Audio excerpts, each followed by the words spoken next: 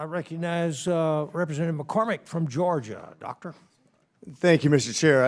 I love this topic. It's never what the questions that are prepared for me, but the questions that are interesting. We want to talk about science for a second. Is nuclear part of scientific discussion? Yeah, of course. Nuclear energy is a huge part of our scientific endeavors, and then, of course, as an energy source in addition. Of course. So when we talk about, it was just brought up, wind and solar. Wind and solar. How many solar panels would it take to power one AI supercenter or a processing center, a data center, something like that? How many solar, how many roughly acres? I don't know the exact number of like how many hundreds of acres, you know, we would need to do that. Is there a parabolic energy consumption going on in America right now? A parabolic increase in energy consumption? Yeah, I mean, yeah. Absolutely, right? That's We're indisputable. going to double the need of what we have. Is that going to go away? No. Of course not. So I want to have a real discussion instead of a fabricated one based on carbon emissions, which are going to happen one way or another. Now, it's interesting. A Democrat physicist who wrote a very good book called Unsettled, named Coonan, who was on Obama's climate control panel, wrote a very good book on science and how we've warped science into something it's not. That we're paying universities to do studies without peer-reviewed science that's talking about global warming that are not accurate. We could talk about how many hurricanes there are. We have fewer. The impact on human society and life in general, if it's a negative or a positive, whether we can stop it, what kind of cycle we're on, that's science. But when we warp science and we try to pretend like we know what we're talking about based on inconclusive studies, that's not an honest discussion. It is my belief, and I want to know if it's your belief, that we cannot power the future of America without nuclear energy as the primary source of really exponentially increasing energy production. Would you agree? I think nuclear today represents, I think, 4 or 5% around that. Like we would. I'm talking about the future. Double the future. Yeah, we would like to increase it, both nuclear and fusion as well. Is it realistic to think that you're going to increase exponentially power production, which we need, which we can't avoid if we're going to be competitive with the world market, without nuclear? I think nuclear is an essential element of our power ecosystem. I agree. I'm not against solar. I'm not against wind. But when I look about the realities, the impact, the cleanest energy source, the biggest energy source, of course, Georgia leads the way. We're the only state in America that has actually produced power plants in the last several decades. But we're way behind because we've had people throw roadblocks in there. We think we can close down clean coal.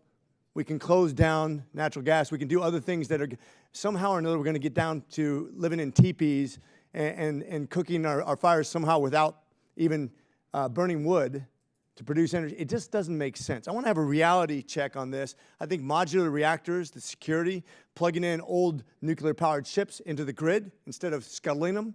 I want to have a real conversation about the future of science and how we can recondition nuclear waste into something actually usable again. That's real science. That's actually addressing carbon science too if they want to. But let's have a reality check when we talk about all the energy sources and the carbon production, how it impacts the world. We outsource rare earth minerals to China. If we insourced it, it would be much cleaner. We're going to consume the same amount regardless, but we don't have an honest conversation. We'd rather regulate it here, let somebody else do it, have them control our future, and at the same time do it with more pollution. Yeah, that's the dishonest conversation I think we're having from the other side of the aisle. Would you agree? You know, I think, I mean, you've given the example that when we offshore production of an item that in the end we're going to purchase, and through the process of offshoring ends up being produced, you know, generating more pollution and emissions and so on than what we were doing, we're making everything worse. Yeah. Around that. So sometimes it is the case here and in Europe where we've entered in very negative feedback loops of deindustrialization and offshoring, and we still want to buy the goods of what is being produced. It's not like we said we don't need them anymore. And you end up where everything is worse off. Less employment, less factories, more pollution, everything is worse off. And that is what we're reversing. So this is the take-home point. And Mr. Chair, I want to really emphasize this because I think this is the important part that you and I agree on and which the other side of the aisle kind of gets lost in the details on. by producing clean energy in America, it doesn't mean just wind and solar. We're going to have an exponential increase. We're going to have an exponential need for rare earth minerals.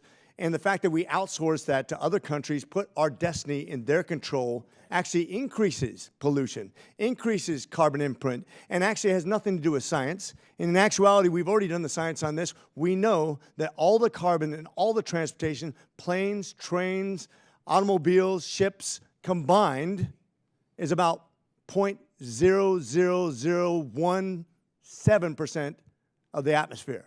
And yet that's what they base their entire conclusion off of when they talk about carbon imprint, and then they outsource it to another nation that actually increases that anyways. It's not a scientific conversation. It's not an honest conversation. We need to get over that if we're going to dominate in the next generation of technology, space, and everything we'll do to benefit this great nation. We got to have a real conversation and be honest about it, and I don't think they're doing that. Thank you. With that, I yield.